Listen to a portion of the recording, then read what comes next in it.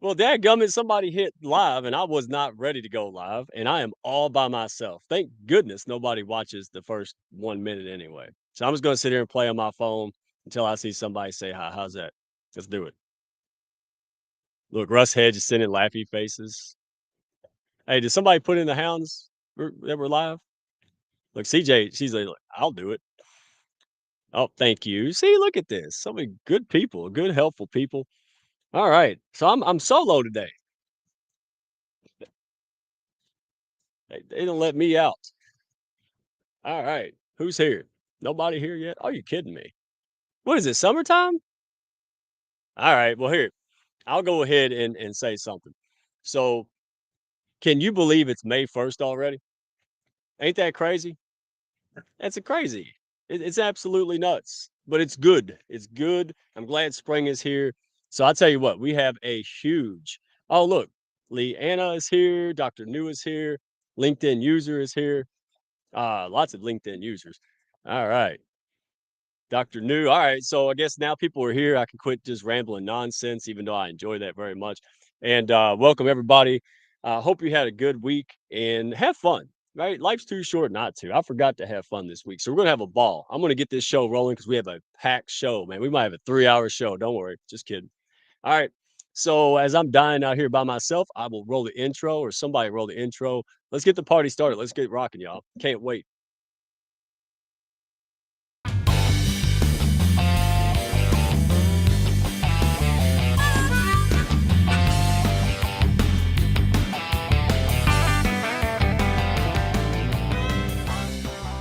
Are you looking to grow your business and your mindset alongside a fun and awesome pack? Grab a chair and your favorite beverage and join Mike Ashebrainer, the business mechanic, and his win-win network for the Hounds of Business Happy Hour.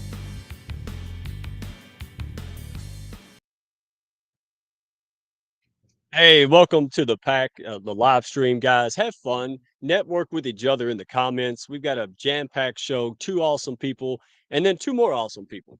So the Hounds is full of it. We love it, full of good things. And man, we're so glad you joined us today. Let's get to it. Let's go ahead and start talking because you know how we roll. You know how I roll. When I see great things, I got to talk about it because I just got to talk in general, right? So I might as well, if I'm going to talk all day, it might as well be about pushing people up who do the same thing. And so let's start it off with Mr. Kofi. Kofi with Flying Wings Publishing. Oh man, this guy, he's a good guy. He talks the talk, walks the walk, of course, but from the ground up. You know, remote village in Africa.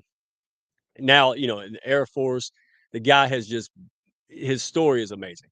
Right. And his whole thing is to use his experience and push people up. So now he's wrote his second book that you can find. Scan the QR code. Keep that phone ready because there's a bunch of these up here. Uh, and his first book, Unbroken Optimist, I am about halfway through it. Fantastic read. And then he has published a book for Craig Williamson regarding things that matter over there on the right. Fantastic book, right? So anybody who's we all go through crap, right? We go through a lot of crap, and it's hard to be joyful and joyous, and sometimes we get stuck. Craig has been through a lot of things in life, and this has really been uplifting for me. Real practical, down to earth advice. Go check out Flying Wings on LinkedIn. You can go online and see the website, but connect with Kofi Duhaji. Hope I said that right. And Craig Williamson, Craig A. Williamson. Two outstanding guys. Love you all to death. Thank you for all you do for everybody and putting that message out there, right? That they're opening up to share stuff that can help us become better faster, right? Why do we want to repeat the mistakes and stay stuck when someone can help us through it? Right? That's the pack way. So thank you, Kofi. Appreciate you, brother. All right. Sandra Gonzalez. All right, go check her out on her profile. Two Z's Gonzalez. She is fantastic. Remarkable individual. 20-year Marine Corps service officer. Walks the walk, talks the talk. She has a veterans only retreat coming up in November 15th through the 18th. Uh, all people, all veterans, definitely go here. You will benefit like no other. She has the biggest heart, patience with people, and she's so skillful at helping other people just gain that sexy confidence. Man, I love her story. Talks about her family, her dad, her experience. I love real people, right? We all do. So thank you so much, Sandra. Love having you in the pack, and we'll do everything we can to make sure folks benefit and see this because it will change lives, no doubt. So thank you so much. Let's see. Oh, now we know this pack leader, Christine Bell, consumer and consumer strategist, market researcher. She is phenomenal. I pull her into every collaboration I need. When somebody's new to entrepreneurship or small business, your employer took care of a lot of stuff and now you realize it because now you have to do it, right? Payroll, taxes, marketing. How do I position? And far too often, if you're like me, you just go out there and buy stuff or do stuff, get a website, get this, get that. That's a problem. You need a strategy, right? So go talk to her. I wish I known her years ago because it would have made life so much simpler and easier. So thank you, Christine, for all you do for me, the pack, and everyone else. Uh, Absolutely remarkable. So scan that QR code and go to Christine Bell's profile on LinkedIn. Always, she has 2 webinars that come out every other week. So these are always different, always good, and I'm still trying to talk her down from giving us so much free stuff. So better hurry up before I make that happen. All right. So go in there, move your business to the next level. Christine is the person. She's worked with some of the biggest brands that you've seen every single day.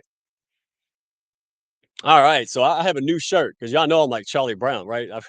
I've got more shirts, but they're all the same color, like 5 black and 3, white. So I have to give a shout out to my buddy Ansel Lee 3 and 4. All right, father son duo. Look, got a book.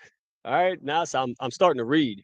Uh, so thank you for all the encouragement, all the books. Y'all know I need to read more. So thank you for the note. This guy. So anybody in health tech or med tech space, startups or companies that are moving to the next level, go check out Ansel. All right, scan the QR code, Ansel Lee, LEA, on LinkedIn. All right, this guy is phenomenal. He gives back like no other, and gosh, super happy and honored that he came to us, and we're looking to work together and get more visibility. People need help. He helps a lot of folks in the healthcare that are looking for new opportunities. Just need a push, right? So thank you, Ansel. Thank you for the book. It's about relational selling, right? This is what we're about, forming relationships, pushing each other up. No corny sales pitches, no pitch slap with a P. All right. Real deal here, guys. Love this book. Thank you, Ansel. And thank you for the shirt. Almost got in trouble. Somebody referred me to Ansel and they found out I got a shirt they didn't. I was like, oh, I'm going to have to mail them my shirt now. So hopefully we'll just get a bunch of shirts out there. All right. So thank you so much, Ansel. Oh, and this is huge. So thank you, Tanya. Tanya Eberhardt had the amazing Bob Burg of the Go Giver series, right? Amazing book. Love it. Love the principles behind it. And so again, reciprocity, pack principles. I spent my time on a Sunday to give back to Tanya, to push her up, to make sure people saw that. And Bob saw it. And the man practices what he writes, right? He wrote back and we had a conversation Sunday and Tuesday rolls around and here we are.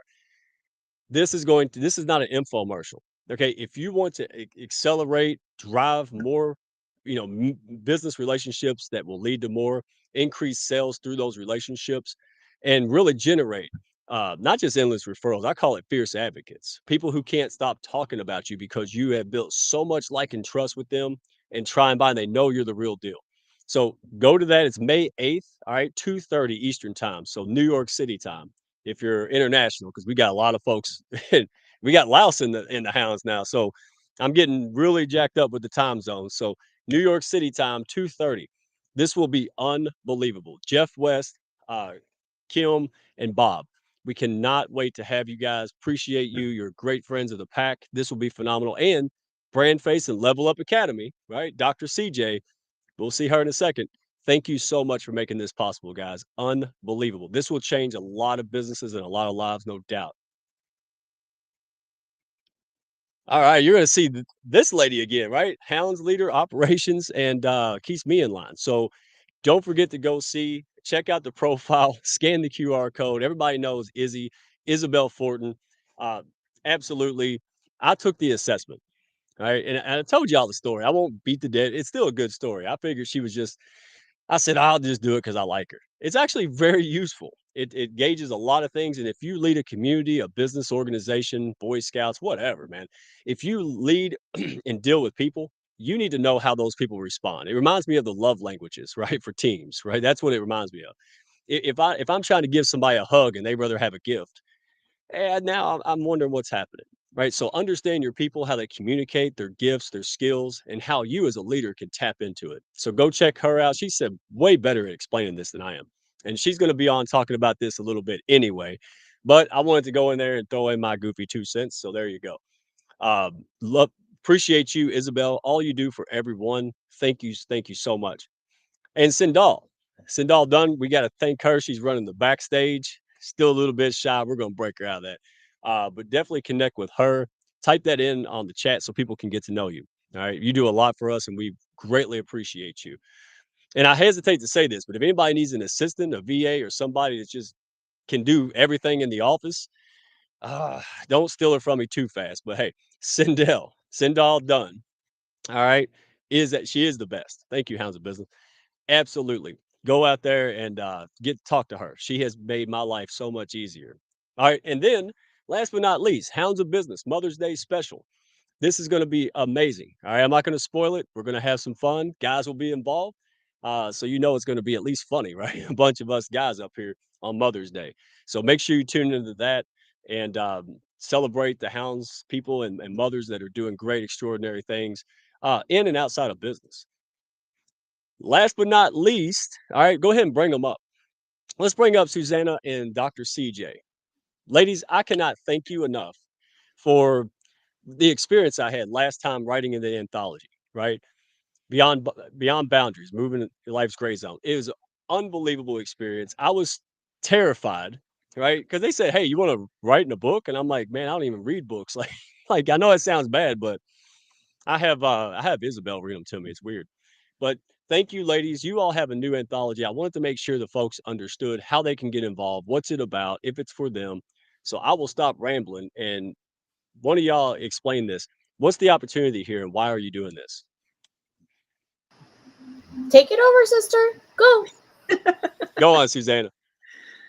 Well, hold on. Okay. So, in many ways, this is like a prequel to the anthology that we just did for Beyond Boundaries. This one, Moving Beyond Boxes. Everybody who knows me, I always talk about how much I didn't like people telling me who I was, what I'm supposed to do, sticking me in boxes. And so here is our chance to, for everybody who's been stuck in these boxes, it's really the moment of self-discovery, the moment that you understand that you can move beyond that box and take over your life instead of letting others control it. That's what we're talking about.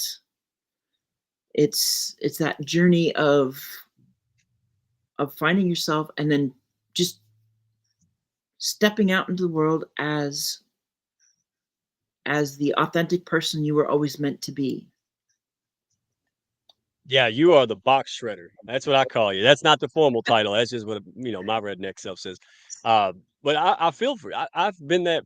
A lot of us have, right? Some of us are in professional jobs like attorneys, and we have to be, fit the mold and all of that stuff, and we just can't be ourselves. We can't belong, right? We feel like we have identity crisis. I mean, let's be honest sometimes. So you have made this available to help people write about that experience, help other people through your experience, how you broke the mold, right? So, CJ, you are the one that started publishing the books and helping this whole thing go. Amazing experience both of you all gave. I love the experience of being able to talk about how I started the Hounds because I didn't have any friends and unexpected leadership and things that I've had encountered.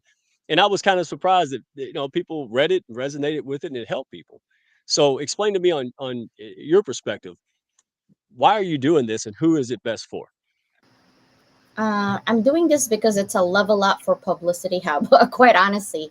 Nice. When I think of legacy building, I think of the future, right? And you got to think about the vision that I have, which is the Netflix of education. And also, my mission is to level up the world through education. But how do you educate people about life? You can't go to the university and learn life. They don't even teach you how to balance your checkbook, let alone life. So, what better ways actually to level up the world through education, through every single person who wants to leave a legacy through your own lens.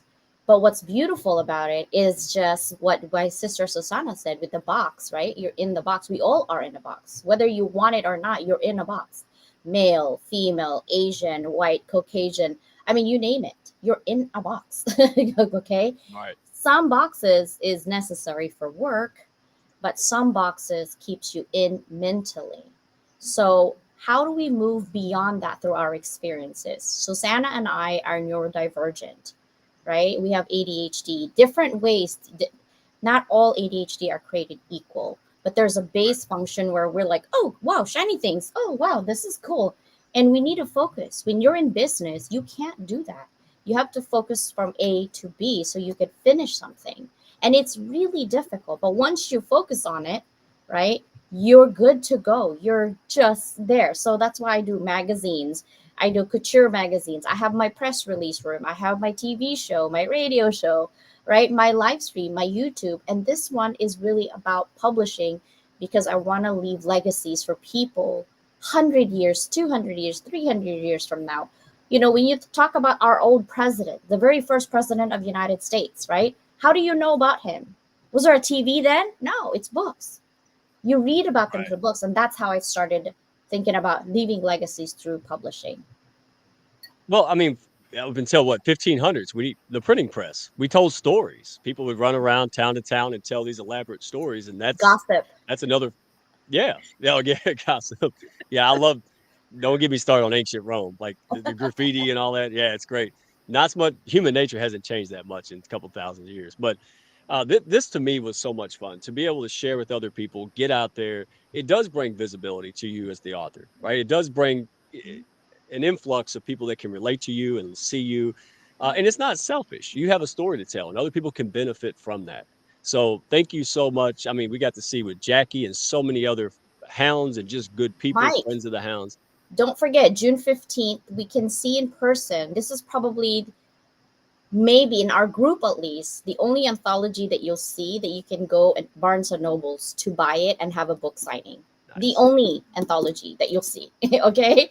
So that's what I do, right? We put anthologies in places, a hybrid, not just on Amazon, but everywhere else in the world. And then of course we do have Level Up magazine as well, physical copy. So that's what we do is we level you up to amplify your message as a business owner. And this is just one part of Level Up Academy. So shout out to my people out there. Look at Kinga is busy in there. I see Dr. Mhm. Nu is busy on there. Melissa is there. Who is it? Christine is here. Love you guys. Thank you. So, excuse me. Thank you so much. Been a day. Allergies are killing me. So if folks want to get in, is it too late, or do they have time? If folks want to get in or learn more about writing in this anthology, what do they go? What's the timetable? It's everything is on my website. It's www.susannadawnwriter.com. The QR code is on that graphic. And we say that today is the last day.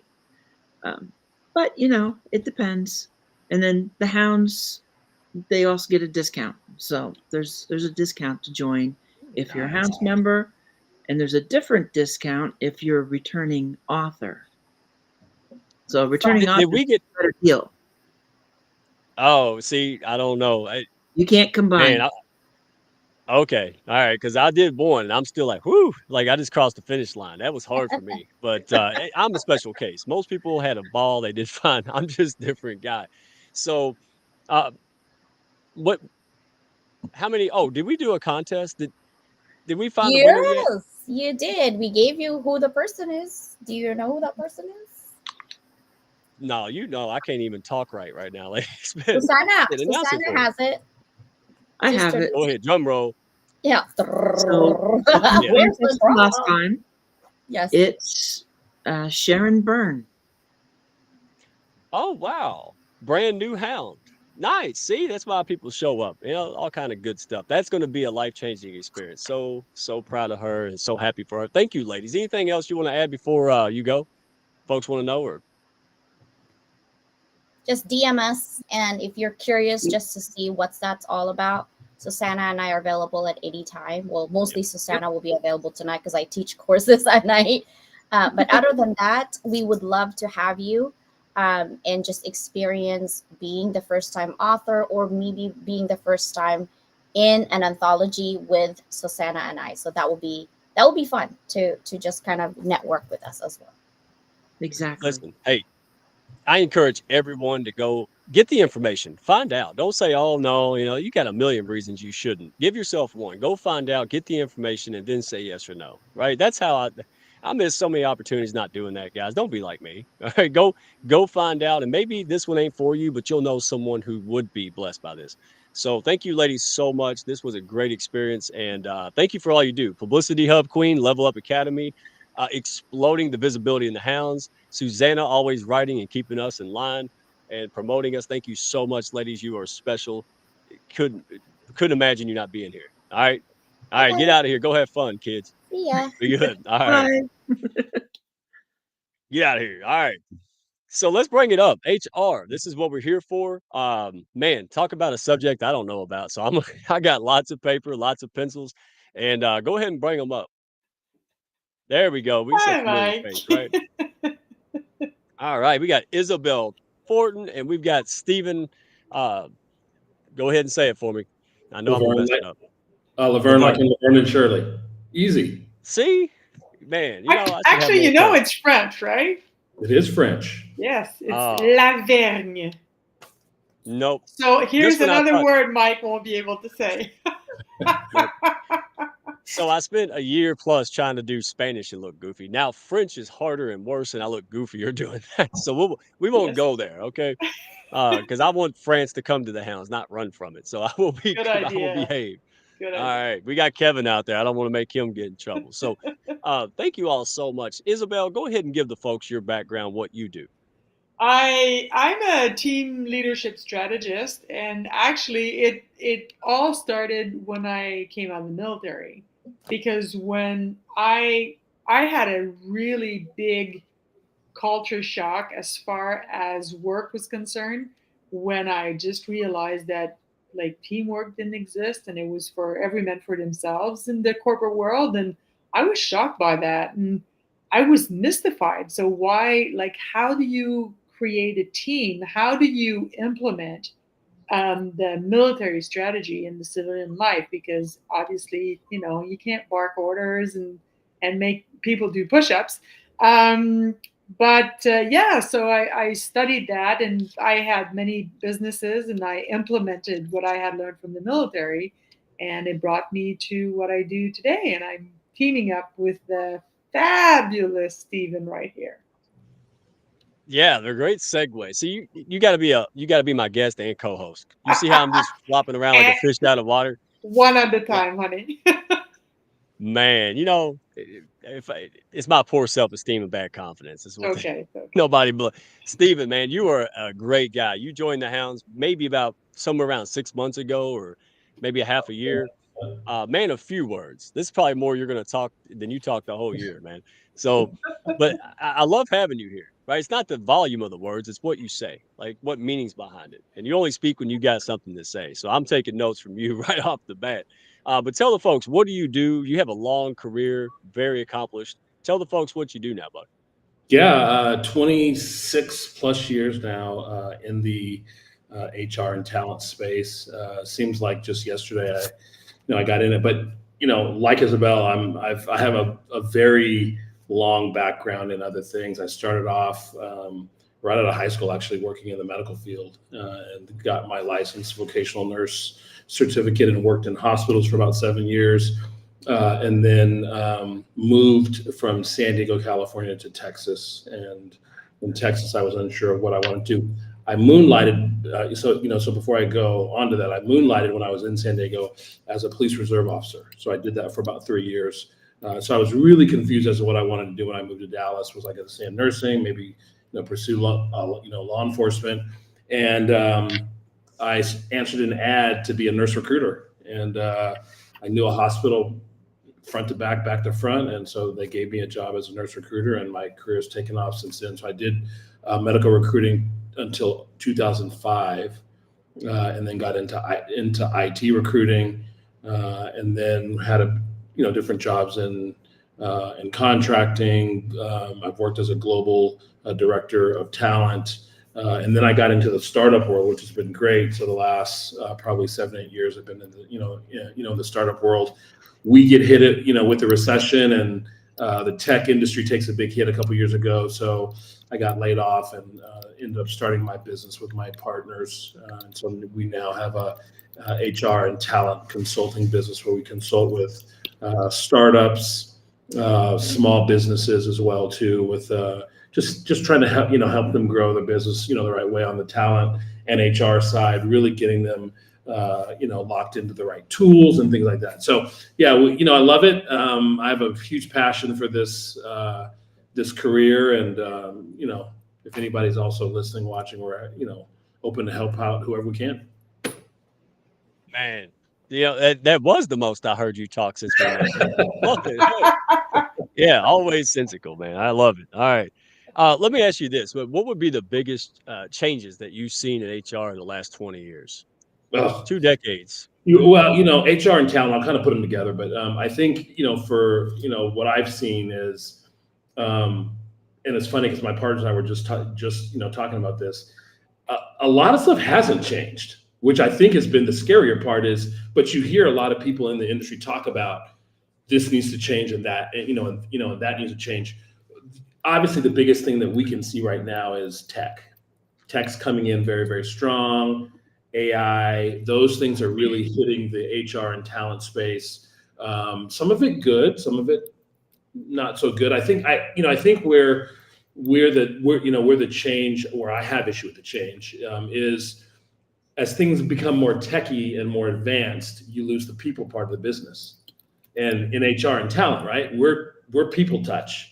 I mean, it's one of the things I love about this business, like why I'm in the house. When you build relationships, things happen, and you get to meet different people, different cultures. We're all different, but a lot of the same, right? And so I think, seeing those trends start to sneak in, the more tech trends start to sneak in, it gives me a little pause. But no, I think we're trying to embrace it as well too. I mean, our team is in the process of building an AI enhanced applicant tracking system. So we're trying to embrace it as well too, and really kind of move with the times and see how things go. Because one of the things what we don't want to slip through the cracks is candidate experience, people experience, manager experience. Those kind of things are really, really important. So the more we can still help that evolve along with tech, I think we're sitting in a really good spot. So.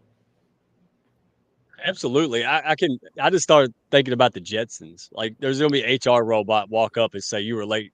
Like you got 3 demerits or something. Like, oh, I would have sprayed that with the hose, buddy. I'm telling you, because I worked in companies where HR was more like the secret police or something. It wasn't like, oh look, it's HR. They're like, oh shit, somebody's in trouble. Somebody's getting fired if HR is rolling down here. Well, hey, Mike, I've worked in companies where when I was in an office, I'd walk into the break room, and everybody's quiet, and everyone's like, "Well, HR is here now." I'm like, "It's not like that. Like, we've got that stigma, And again, that's a stigma I'd love to see broken over time. Like, HR people can be some of the wildest, craziest people. If you're ever in some of those kind of conversations, I'm sure that Isabel knows this. It's like those are the ones you got to watch. It's usually not the people in the company; it's the HR folks, right? So yeah, it's not like it shouldn't be all tight around the collar. It's funny. No, I got to hone in on this. See, I was nervous about this conversation, but Stephen, you got me. So it was like Bob Saget and Danny Tanner. So you're absolutely right, because I just remember Right. this. It was a major corporation, and this guy, he was that guy, right? So he goes to Stooges, right, the bar out after work, and it was night shift, man. It was something like 4 or 5 in the morning. Total animal. Yeah, I was thinking about giving him a wedgie, and then I saw him outside of work. I said, "Damn, that guy's oops." Yeah, it's like watching Bob Saget on a stand-up comedy. He's very different on Full House, right? Right. So, yeah, and they're people too. They have a job to do. But I've also seen smaller and mid-cap companies that had great HR departments. They were a support system, and people actually enjoyed it. So it is what you make of it, right? So, Isabel, same question to you, but more on the culture and team side, right? How is technology over the last 20 years? What are some of the biggest changes that you've seen in general? And is technology really making a difference in how teams, collaborate, work together, and manage? Well, as far as technology is concerned, I think that the pandemic changed everything because all of a sudden were we can go to work anymore.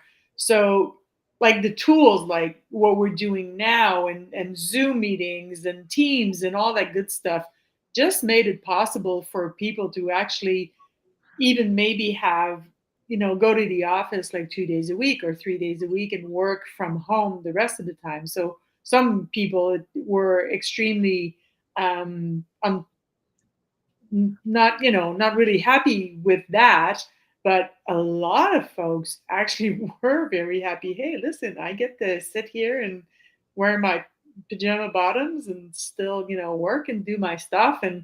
And so as far as AI is concerned, I think that that's one of the biggest thing that's happened. As far as company cultures, I think we are going through a major shift right now. And I've spoken about this with Steve, and I've spoken about this with the great Melissa Robinson Weinmiller, where the boss, the leaders can't, this is 1973 anymore. They can't just bang on the conference room table and say, hey, this is what we're going to do. And you're going to shut the hell up and you're going to do what we say. It just doesn't fly Right. anymore. And thank God that's an extremely positive change. As far as teams are concerned, I think that it's a little bit every man for themselves. And I'm trying to change that. Yeah. It still is. I mean, especially when you got Yeah. professional sales and these kind of things, they're kind of like entrepreneurs. Absolutely great insights. So, and this is fun. You're not running the show with me. So now you Nope. have to wait for me to ask you questions. I can kick you off now. Yes, ma'am. Yeah, you can. I'm liking the power trip. All right. Well, enjoy So it, let buddy, me because go. it won't last. No, no, it won't last. You'll be back and I'll be in trouble, in Yes. bigger trouble. All right. So, Stephen, people are afraid AI is going to take their jobs, and sometimes they are. But especially in companies and even HR, we talked about it, right? The HR Rosie from the Jetsons. Right? So, how do you foresee AI changing the workforce in about 5 to 10 years? What do you think in your projection? Oh, it's definitely taking people's jobs. I mean, we've again. I think a lot of these conversations, my partners and I have because we are in that space, and we are also wanting to, to create a tool or build a tool that is going to be somewhat. There's going to be some AI, but I definitely see it. Look, I think there's positives to it, right? I mean, like when I worked as a recruiter, when I worked at desk, I think one of the things that was that I struggled with was trying to prioritize my time and get things done. And I'll give you a great example. When I went to work at a company called Sabre Holdings, a lot of people have actually used Sabre Holdings, and you don't know it. They actually handle all the back end for ticketing for airlines. And so when you go to a kiosk and you get to an airport and you want to either change your seat or get your ticket, that's all done by Sabre Holdings, right? So when I worked at Sabre Holdings, I started there the day after the day I started. I got brought in. They gave me my laptop, and I immediately was handed 120 positions to fill. Now, for a recruiter, that's a lot. Like, I mean, if you think about even just if there was 100 or 200 people that applied to every position, think about how I have to go through all of those, right? So as I told somebody, as soon as I sat in that seat, I turned into a fireman. I was just putting out fires as about Yeah. the best I could do just to keep everybody happy. And that's unheard of and really unnecessary, right? So if you think about that, how could definitely AI help that? Absolutely. If AI could have been a part of that to screen out the initial screen of those candidates, man, that's great. And then just give me the ones that were the 8 to 9, out of 10, the ones that are 8 to 9s, right? And maybe some 10s in there. I have to thumb through the ones, the 2s, the 3s to get to an 8 or a 9, right? So I think where AI can add value, there's a lot of spaces, right? And then again, I think the problem is that people are going to take it way too far. And I think the problem is taking it way too far to where, again, you've eliminated jobs because AI can do this. But again, is that going to be good for the candidate, experience? Like Isabel said, during COVID, we've seen reports now where people that were disconnected are having trouble, like they're having issues. And I think Yeah. when you lose that people touch, it's a problem. And so I think you have to find the balance. And I think that's where some companies don't care because it's all about the money. They don't really care about everything else. We care about the balance. We care about people. So we want to have a balance in there. And the balance actually could be a little skewed. It could be more of 60% of AI and some, rest, but we're not taking the people part of it out of any equation. There has to be people touch in there. I would go crazy if there was not. And I think even the times I've dealt with AI stuff in my in my personal life, that it's really frustrating because I'm like, where's a person that I can talk to? I don't want to talk to a computer generated person. So I think Mike, it's really trying to find the balance, but it's coming. Like we all have to make sure we understand it's coming, and I don't think there's anything that a lot of us can do about it. But for those of us that own companies and things like that, I think we have to think about the juggle of making sure we don't go all the way over just to the to the AI side just to be making dollars. So Yeah, well said, buddy. You have anything to add, Isabel, or because I wholeheartedly agree with him. Yes, AI is going to steal your job. That's the fact. But whatever a computer can do, whatever it has to be with about systems and automation and all of that good stuff, the computer is going to replace. AI is going to replace everything. That is a given, and it's been coming for a long time. I mean, even when the computers started to show up in the workforce, it did take people's job. I mean, just think about going to, I call it the Instabroke machine. That you used to have to go to the teller to get your money or exchange your paycheck, and now it's all digital. That AI is going to steal jobs. So if you create a job around people, where people actually need people, then yeah, no, AI won't be able to touch that with a 10-foot pole. yeah, So true. yeah, so it's all. This is the time to treat your employees better. Use empathy. This is the time to actually learn to communicate with each team member. Learn how to lead each team member, because there will not be replaceable by AI. So this is the time. This is the crucial time. Well, it's interesting. There was a gentleman, a good friend of mine, that talked to me. This was years back. I was sitting at lunch with him. His name is Danny Bradley. I was sitting at lunch with him, and he said to me, he looked over at me and he said, things are changing. This was before all the AI stuff really hit, and just tech is still kind of moving along. He goes, and it was 6 of us at lunch, and he looked at me and he said, Stephen, what do you dislike right now in the world of tech and all that stuff? I said, man, I just can't handle like subscription-based stuff, because it was very low at the time, right? He goes, everything's is going to move that way soon. And I was like, no way. He goes, he's like, right.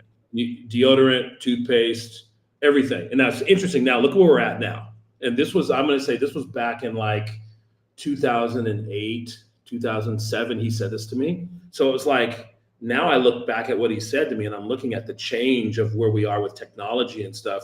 And we've embraced it, right? Like I don't order everything off of, Amazon and all that stuff. I do like going to the grocery store again for the people touch and those kind of things.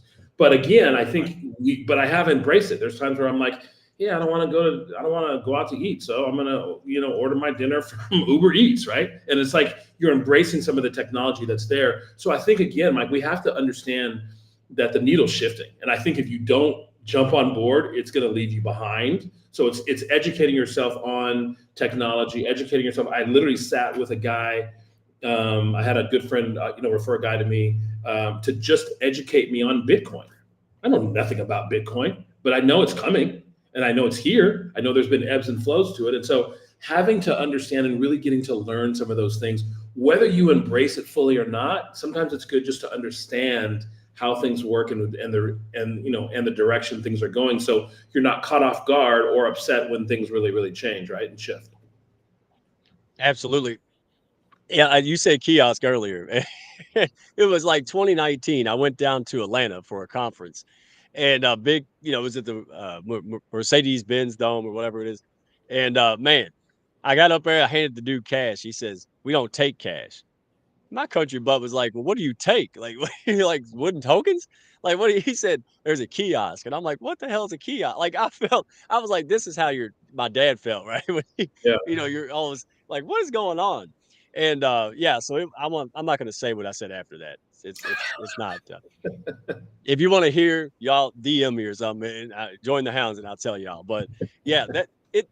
If you look carefully, and I love your advice, hey, pay attention, find opportunities, right? For example, uh, writers, copywriters, right? Well, AI is replacing our job, but it's still very infantile. It still messes up. It's programmed by flawed people, and it does stupid things. And so now these copywriters are like, hey, they're calling me back to edit the AI garbage that was transmitted through. So there's still opportunities right now, right?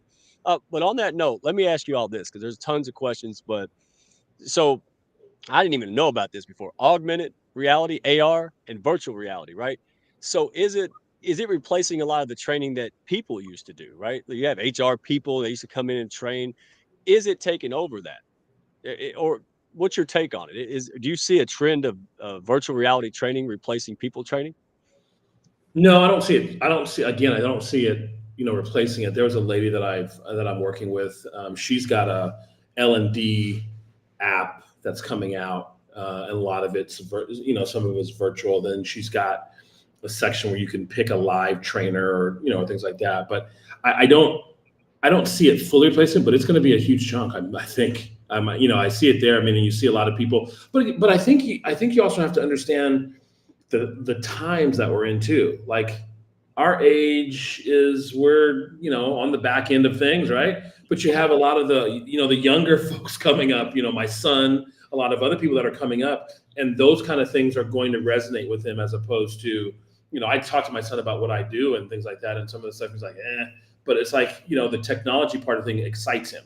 So I think when you get more into the technology part of things, and VR is another one.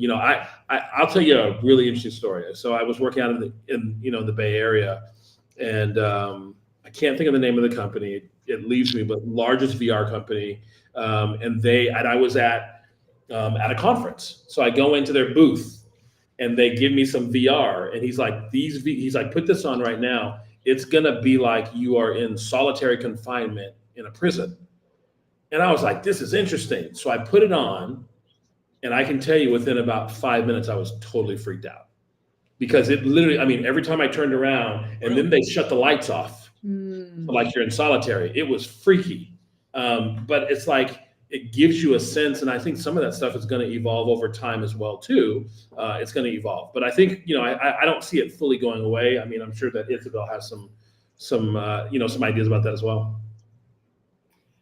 I don't know about VR. It hasn't come across my path. But one thing is for sure is the people being born like right now that are let's say between 0 and 5. What they're going to do for a living hasn't been invented yet. That's You're probably right. Yeah. Think about just 10 years ago, content creators didn't exist. You had 3 weirdos creating content on YouTube, and now everybody has a YouTube channel. Everybody, and having people create content for other people. Yes, ghostwriters existed for books for eons, but now you've got other people, people creating content online, like Facebook posts and videos and all that good stuff for a whole bunch of people. And just 10 years ago, 15 years ago, that didn't exist. So the world it's changing, and it's changing really quickly. And it's you adapt or you die. It's been on that Hey, trend. but it's fun. Even 10 years ago. 10 years ago, I remember you get a brand new computer, it's obsolete in 6 months at best. Oh, It's it's unbelievable. not even 6 months anymore. Yeah. Yeah. It's like tomorrow. Yeah. It's wild. And let me switch gears. We'll come back to this, but you all touched on it and Stephen touched on it. So generational conflicts, right? Like Gen Z workers, right? They're in the workforce. You got these millennials. I'm in that tweener spot. I'm in that new kids on the block kind of weird, 1980 don't belong anywhere, wearing beepers and stuff. So, Mike, but yeah, Mike, I just need to interrupt you for a second. It's not New Kids on the Block anymore. It's NKOTB. So just so you understand, you have to you got to step it up a second, man. really, Oh, really, are you trying man. to say I'm not cool? Am I not hip to the game anymore? Is that what you're trying to say? All right. Well, if he's gonna talk smack, see, look at me pulling out my '90s reference, hey, my '80s. All right. Well, we're not gonna smack talk the redneck, no. So let's see. See, I had a good thought coming, and Steven messed it up. Love this guy. All right. Sorry, man. Gen Z, right? So everybody's got their own thing. I remember, I liked aspects of the boomers, but there's other aspects I didn't like, especially in nonprofit. They work like workhorses, which is what you want when you got a nonprofit feeding people. Uh, but the whole like time card thing when you're an executive, like what, like stuff like that. So we have this conflict. Let me ask this way: what do you think the balance, or what are possible conflicts when it comes to Gen Z and millennials in the management roles, right? Millennials are running the show. Gen Z has their way. What kind of difference of ways of doing things and conflicts have you seen? Can I take this one? Sure can. It's a load of crap. That's it. It's a load of crap, Mike, and I'll tell you Really? what. Because people are people, and that's it. The only thing that I've noticed, and if it's not your experience, Stephen, I'd love to hear from you for sure. The only thing is, I think that the Gen Z and the millennial just won't put up with the crap. They won't put up with the boss that screams at them. They won't put up with the lack of empathy, the lack of understanding, the lack of, and you know what? That's a great thing. I mean, I never screamed at my dog. Why would I tolerate another human being screaming at me? So, other than that, people are people. That's my take on it. Yeah, that's wild. Real quick, because every time you turn around, there seems to be somebody saying something or writing something about. Maybe they just want attention, or maybe it's in a segment I don't know about. But wow, that's I didn't expect that. Good job, But Steve. I'm curious. Yeah, I was just gonna say, I'm curious what Stephen what's your experience been like? I'm on the fence a bit. I think some of it, I think some of it comes. I think some of this for that Gen Z X, whatever it is, that group. I think it depends on a few things. And my son is in that group. My son is 26 years old, and he was in the military. So I think there's like Isabel, right? Like I think the work ethic is different for him. Like he's called me complaining. He worked at UPS, for a while as a manager, and he called me almost every day complaining because people didn't show up for work on time. And so I think that's what I see a lot in this, in the up and coming is some of it is work ethic. I don't think they work as hard as we do. I just don't. I just think that things that they just don't. They're looking for certain things that are just given to them, and I'm sure, based on our conversation earlier, technology has something to do with that. Because again, when you have technology's made us a bit lazy. Let's just be honest. It puts us in a sense where we don't have to work as hard as we had to do back in the day, right? So, Right. but I do agree with Isabel that when we sat with Isabel last week and we were talking about what she does, it really gives you a different look at how people. I wish I would have had what she does in my possession even 5 years ago or 2 years ago when I'm managing a team of younger people, because just to know how people are, and I think one of you said it right. Like if I walk into a room and I go hug a guy, I'm a hugger, and he's not a hugger. How do I know that? Or how do I know that somebody wants me to talk about their day, as opposed to me just getting right to the point and saying, "Hey, where's the damn report?" But he wants me to ask him about his day and his wife and his kids first.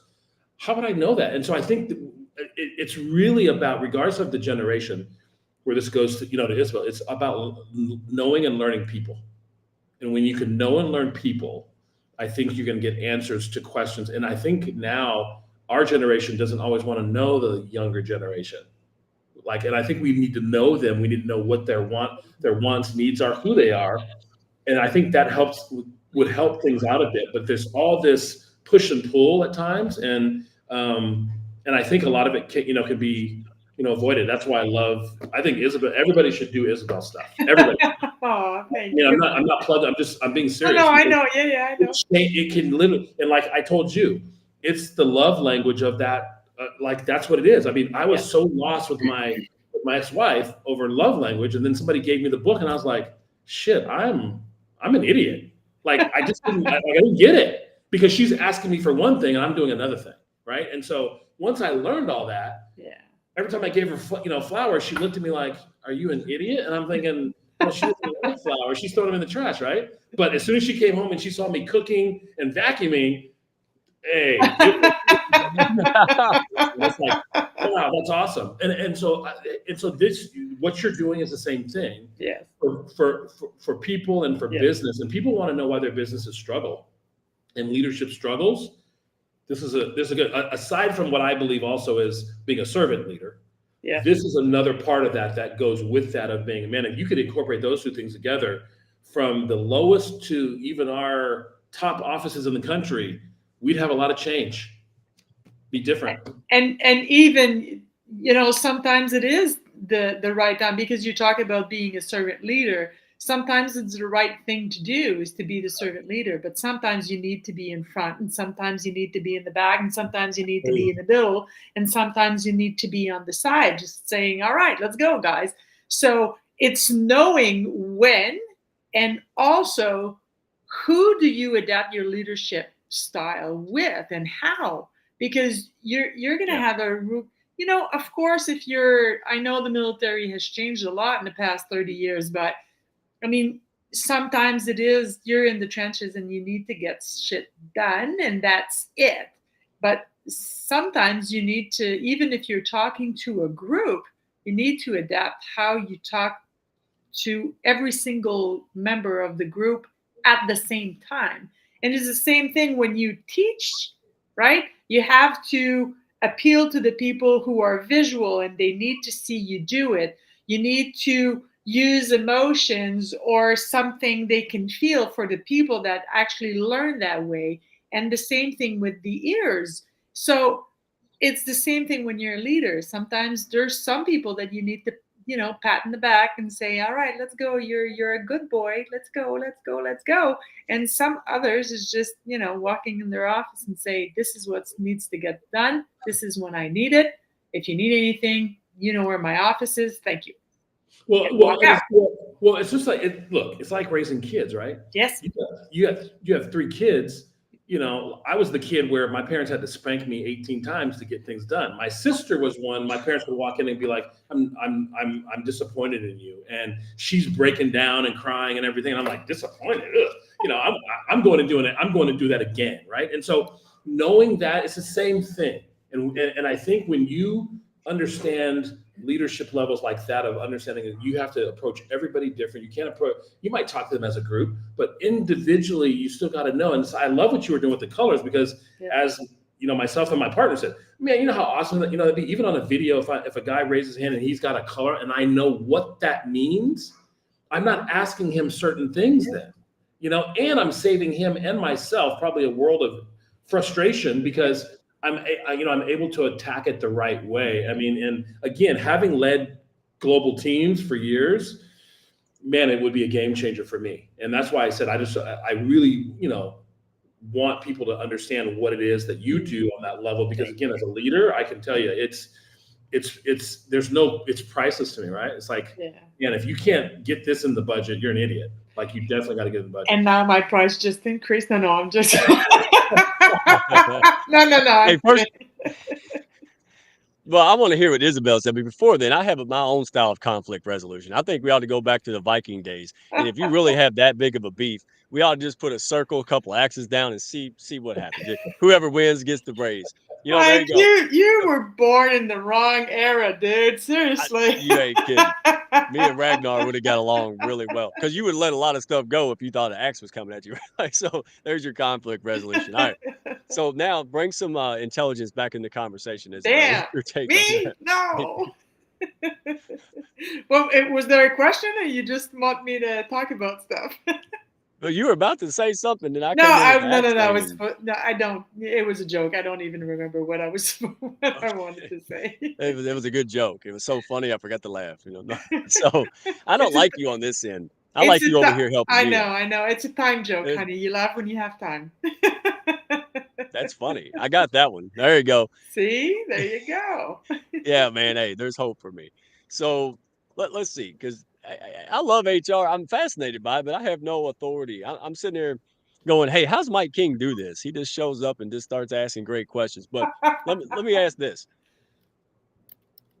in the scope of things, right? Careers in HR, are they declining or are they on the rise? Is HR, was it more attractive back then, 20 years ago? Is it more attractive today, or is it about the same Well, that's a very across the good board? question, Mike. Yeah, nobody gave that to me. I pulled that out of my tailpipe. There you go. Gold star.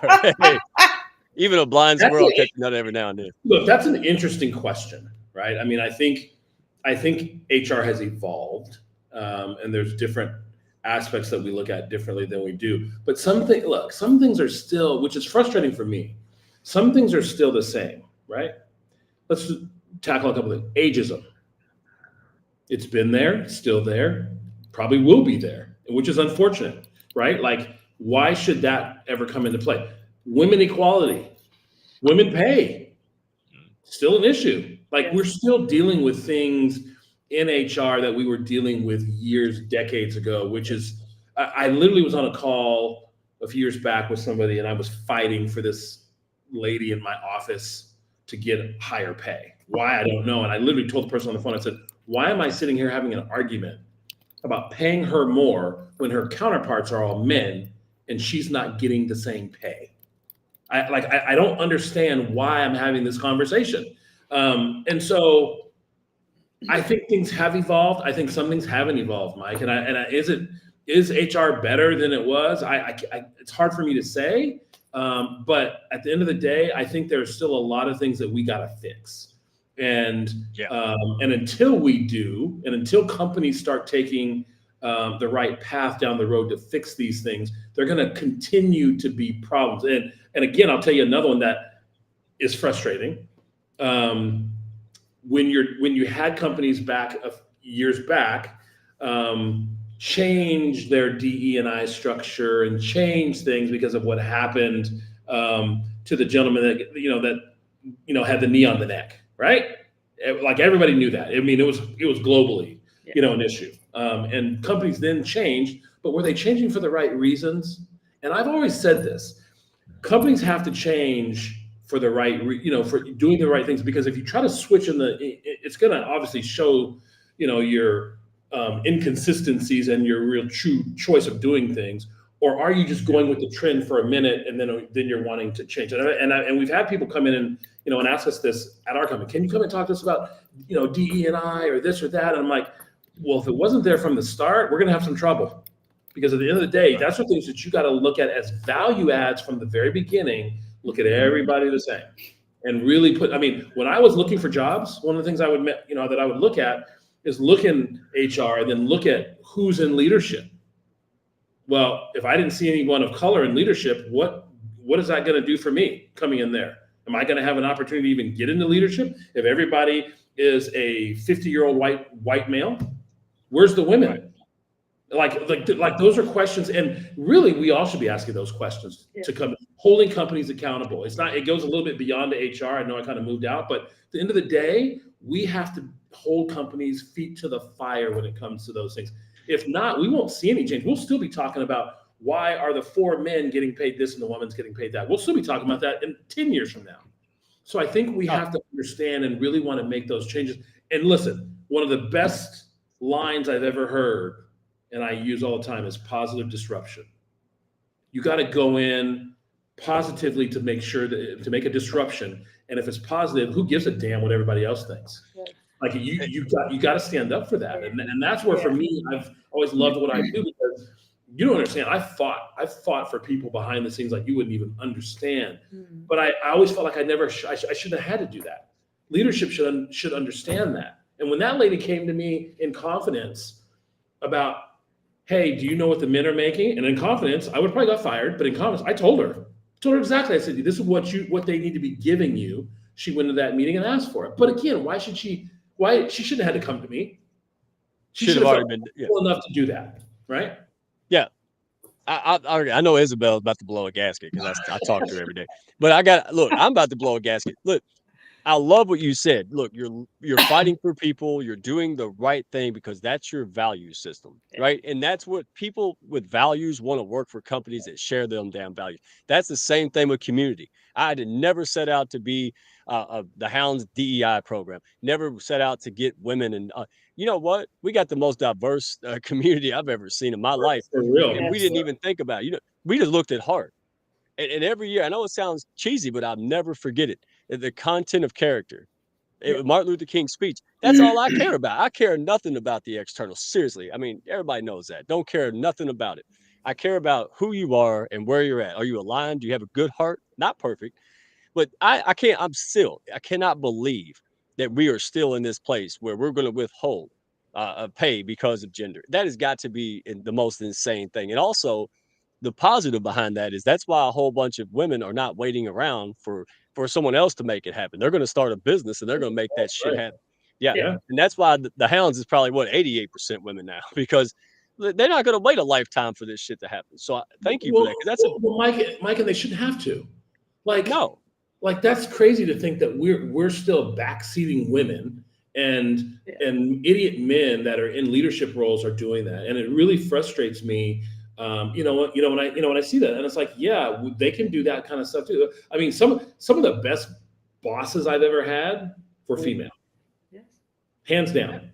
It's so funny because this is great. This is great to be just the only woman here and just you guys saying what I would have said all along. It's not a downfall. It's I would invite women to be cautious when it comes to equal pay. And the reason is sometimes, not all the time, and I'm not saying that pay equity is, all over the place, especially not in many, many parts of the world. But sometimes it's because the women don't dare to ask. And I'll share a story. I remember doing a job interview and the 50 some odd year old white man said, okay, so how much are you making now? And I looked at him and I said, oh yeah, you're not getting that. That's none of your business. How much I'm making now is none of your concern. The question you should be asking is, how much is it going to cost you to hire me? And I wasn't impolite. I wasn't, I didn't raise my voice. I didn't make a fuss. I just said, how much I make? Nope. Wrong question, dude. Well, that day I gave myself a $15,000 pay increase because that's the time to jump up, right? If I would have told him, hey, listen, I make 35 now, he would have offered me 37.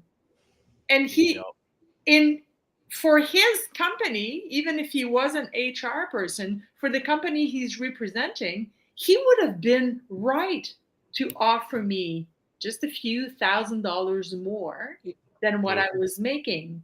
So his job is to protect the asset of the company. My job is to cover my asset. Of course. So, and often, I don't know, I've been on, doing my own thing and running my businesses for a long time. So I don't know what it's like in the business world right now. But 15, 20 years ago, women just didn't dare to ask what they were worth. If you don't ask, dude, you don't get. So that's the only word of caution I would. And I'm not going to disagree with that, Isabel. I think you're right. I mean, it's what my parents taught me. I mean, if you don't ask, you don't know, right? But I think part of the problem with that is you women have been shut down for so long. True. Then they're a little gun shy when it comes to, men will walk in and be like, yeah, I think I deserve X, Y, Z, and it's like, oh, okay, well, and women are a bit more timid. I've interviewed enough of them. A bit more timid. And, it's interesting, where I took the change and the difference when I ran my desk was I would ask somebody. I knew if the job was, because pay transparency's getting better, but it's not there, right? So people be No. like, oh, I'm making X, Y, Z, or I'd be okay with this. And I'm like, no. What do you mean no? No, that's you're selling yourself short. Yeah. You've got this many years experience, you're worth X. Yeah. So we need to bump that up. So I'm not putting what you're asking in front of the hiring manager. I'm putting something else in there. And so I think that's where people also have to understand, like with what you said too, is like ask. Put yourself out there and ask. If as uncomfortable as it may be, put yourself out there and ask. But definitely get what you're worth for sure. Yeah. It's not easy. Go ahead. Go ahead, Mike. Sorry, Han. Yeah, so it's interesting because you're dead right. Look, especially publicly traded company, their job, if they're even a hospital, if they can only pay a surgeon $150,000, $250,000, they don't want to pay them $1 over that. That's the job. They pay for the profession. They're here for shareholder wealth, right? They're trying to increase stock price stuff. So let's not forget that. I'm not saying it's bad. I'm saying that's the key. But Stephen, you hit something really insightful. If women as a whole, right, statistically, if they're not asking and demanding and feeling comfortable enough to get the pay increase, that can, when they start their own business, that can also hinder that, right? Like it doesn't necessarily mean the company's after you. If you don't have the confidence and skill, I could charge 5, she charges 3. Like that's a great point. So it really comes down to having overall confidence, because there's some men that aren't confident. I used to not be confident asking for pay raises. So I think it goes back to, self-development, understanding, researching, really diving in. How do I have these conversations? How do I get what I'm worth, right? And not be afraid. Or when the economy's bad, then really you're scared to do it, right? Because you're like, oh hell, now I won't get a job, right? Like we're not in a great economy now. Yeah. So yeah, man, I would talk to y'all forever and ever. Let me ask the last question here. All right. What is the biggest struggle HR people face, right? On the daily basis, when it comes to finding the right employee? What's the biggest challenge, and what's your tips to help manage that or mitigate that? Well, I think the first thing people are doing wrong, which we still see it to this day, is I think people are interviewing wrong. You go to most companies now, they think having 9 people interview somebody is going to get that done. When if you take the kind of like what Isabel's, we're back there again. But when you do behavioral interviewing the correct way, you're typically not going to have as many issues and errors when you're hiring people. And you don't need 9 people to behavior interview. You ask the right pointed questions, you're going to get the right point. Mike, tell me about a time when you managed an employee and you did X, or you're going to then and give them a minute or two. They're going to rethink that story, and they're going to tell you that story, and you're going to get a lot of answers in there from that, as opposed to, Mike, tell me your greatest weakness. Tell me your greatest strength. Like, what does that have to do with? And then you start to ask yourself, if you're the person that's it, well, if I tell the wrong thing for my greatest strength, is that going to hinder me? Or my biggest weakness, is that going to hit? What does that have to do with the job? Like, I could care less about what that is. And those are still things now. Like, I go out and I look all the time, and you can still see people asking those questions. And it's like, and then companies wonder why. Well, we've had XYZ turnover in this position for this, this long. Well, you haven't changed anything about your interview tactics for the last 20 years. You haven't asked the right questions, and that's why this is a revolving door out of this role. So I think if companies can move, and this is where we come in as a company too, to come in and kind of educate people on those kind of things, right? And really show them, you'd be surprised what people think they can ask and not ask in an interview. And it's like, dude, that's like, you're walking a fine line there. So really moving to those behavioral side of things to understand who that person is, then you can make the right informed choices and decisions when it comes to hiring. And again, Mike, this has not changed in 20 some plus years that I've been in this business, which tells you the problem. Real quick, I remember reading an interview book, and I want to know from both of y'all if this is still happening, because I just laughed and was rolled my eyes. Like, there was this world-renowned biologist, right? And so they said, hey, they interviewed this guy, a panel, and they said, go up there and draw a cell, a simple animal cell, right? So he drew the animals. It was insulting. It's like asking a calculus professor to do 2 + 2, right? But he did it. He went up there and he drew it. And they said, "Is that it?" And he's like, "Yeah." You know, and most people, and then I found out what that was. It was a stress test to see how that person handled under pressure. You know, if they were confident in their skills and all that. And I'm thinking, dude, if that happened to me, go ahead and call 911 because our heads are gonna roll, dude. That so goofy stuff like that. What was the other Well, thing I well, heard? well, Mike, They still listen. do that? But yes, and so one of the best things one of the things I saw was I worked at this company and they were doing this for engineers. Come up and write a code on the board. We're timing you, and they're freaked out. They're writing this code, blah blah blah. And so afterwards, I'm sitting there with the hiring manager and the interview team, and I said, I need to ask you all a question. I get hired in your team today. Yeah. And I have to write code. Are you timing me? Well, no. Then why are you doing that then? You're creating a false environment here. You're not getting the best out of him or her if you're asking them, you got 30 seconds to write some code. Well, when you give everybody else that comes here, as long as they need to write code. So Right. what, and you can see the light bulbs going off, right? And it's like, don't create a false environment, because then you want to wonder, well, this person did it fast, but was it right? Was it correct? Or could you got something different out of them if you would have just said, hey, can you go up on the board and write some code for this? God, it'll take as much time as you need, right? And this is where the misconception is about pounding somebody in an interview. I hate when people have the idea of I'm gonna get it out of them. Well, what are you trying to get out of them? Stress? Most jobs are not. It's not like we're working at an airport and we're bringing in planes. That's a stressful job. We're not doing that. We're doing other things here. And so I don't understand the mentality, but because of that, that's why people are still running through this. I can't hire the right person for the job, or you have a lot of turnover because it's not what you thought it was or what they thought it was. Well, because you interviewed them and gave them a false environment. Well, I'm not even gonna go because we'll be till midnight. I want Isabel's take on it, but I want to go to phantom jobs. Holy cow. Go ahead, Isabel. I was just going to say, I totally agree. And I think that most of the time, the interviewer is more about their ego, and for them to make the goddamn right decision. And they show up 9 to do the interview because they want to be intimidating and it's all about ego. Yeah. And the truth is, unless you equip yourself with great tools, and it's not a shameless plug, it is just that, unless you equip yourself with people who have better experience that will actually ask the right questions for you, then the other tip is just learn to fire fast.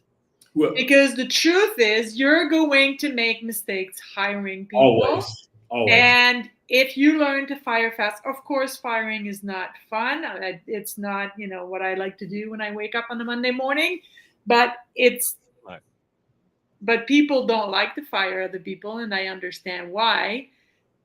So they hold on and they create bad team synergy, and they, ship them to another department and make it somebody else's problem, not understanding that it's the same ecosystem. So ask the right questions. Deal with professionals that are used to and that will not going to ask, what's your the biggest thing that you need to work on? And everybody answers, I'm too perfectionist. What a load of crap. Well, seriously, I can't believe people are still asking. Yeah, they're still asking. I mean, when I did my interviews, the both of you guys, I literally would come in and I could see the person was a little bit uptight, and I would like, hey, take a step back. We're going to have a conversation. Exactly. This is kind of, I tell them, I'm like, it's kind of like a fireside chat, right? Like that's what this is. And I would always get during that, it's like, you interview way different, right? Because I want to get to know who you are. Like, and I want you to know me, and I'm going to tell you the ins and outs of what's going on, but I want to get to know you so I can see if you would be a good fit here. And because, as I tell everybody, you're interviewing us as much as we are interviewing you. They're supposed to. It's one-sided, They're supposed to, but so few do. Right. Actually show up in an interview. I know my last job interview was, 19 years ago, but I showed up with a list of questions.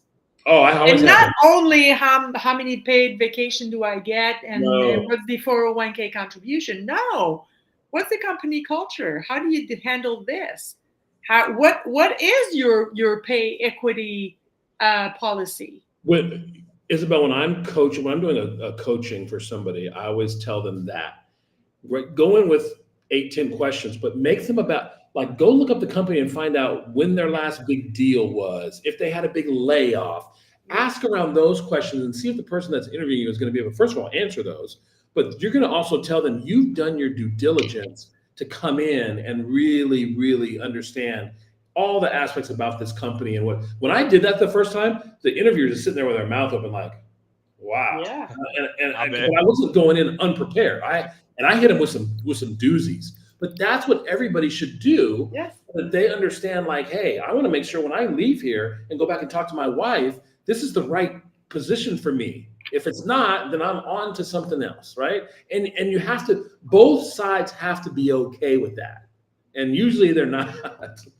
True. Yeah, very true. Man, great combo. I hate to end it, Thank you, but Mike. listen, phantom jobs. Boy, I don't look. We have to do a side segment on Yeah, that. we We have. will. I don't know. We're gonna have That to plan another show. it scarred me for life. But again, the whole point of it is drop the games, get to know people. Like when Yeah. I talk to people for business or partnerships or hounds, it doesn't matter. I want to know who they are because here's the truth. This is just the redneck side. This is just my opinion. Most people are skilled, right? It's the skill. I mean, they wouldn't be at this process. Hopefully, you need to call Stephen and Isabel. But if they're there, they probably have the skill set. Now it's a matter of fit. It's a matter of personalities and all these other things that you guys help with. And I think that's it. Having a conversation. Is this person going to fit well in here? Are they a team player? Do they vibe this way? Right? Or, should we put them over here? Like that's the kind of stuff. Oh man, I don't even want to go into it, but and you all heard me complain about this. Stop treating upper level and executives in any industry with the fry cook for applications and stuff. I went to a company or it was a nonprofit, big, and they made me do this assessment. I just quit. I didn't even do it. I told them, I said, you can't give a top level. I just parted the Red Sea with a popsicle stick, and you're making me take a Denny's application. No, It's not hell a no. it's not a necessary. Oh, Mike, your camera went off. Oh, we lost my. Oh, it's not an assessment. It's a personality test. Mm, What I do is Exactly. assessment. That's Yeah. why it costs $500 because this is going to take me 3 It's too. hours to analyze and Nope. to figure out because it's not something that the algorithm is going to give me in 10 seconds. There has to be somebody looking at the data and saying, okay, so this is how you connect all of this together and this is Yeah. how it shows up. And then there's an interview with the person so that you can see and validate what you found. Right.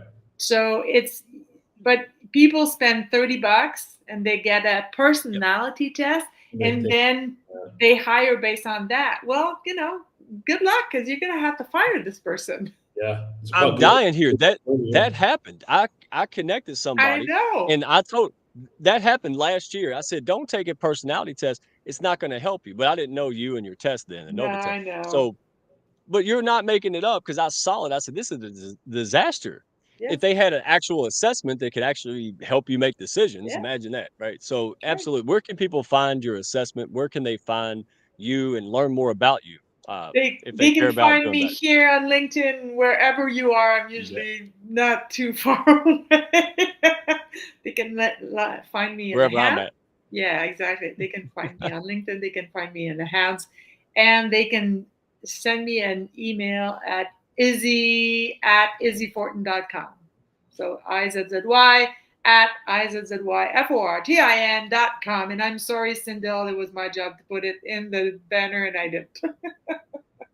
Thank you so much. It's okay. We Thank got it up there. you. It takes a village, especially Yeah. when you're hanging with me.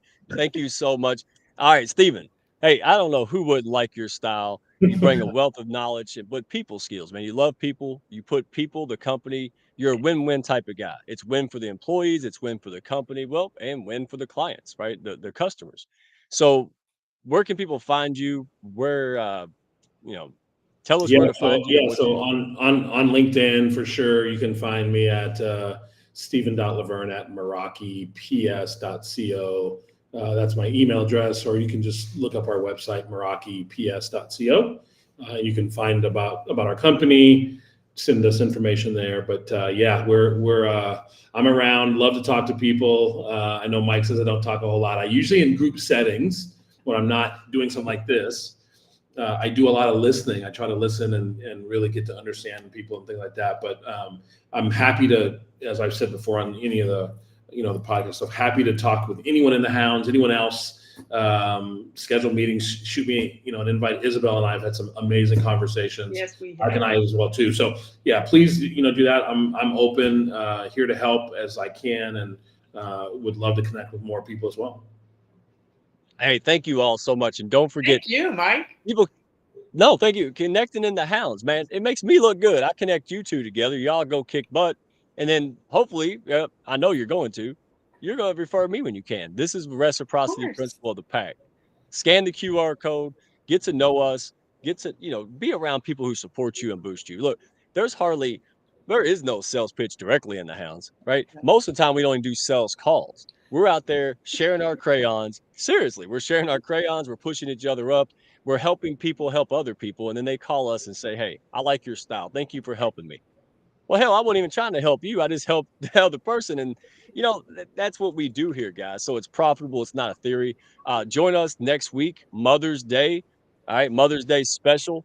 Unbelievable. Oh, man, I cannot wait for this. This is going to be great. It's going to be a great show. Like when I saw this pop up, I was amazed, but I will just do a quick plug on another end.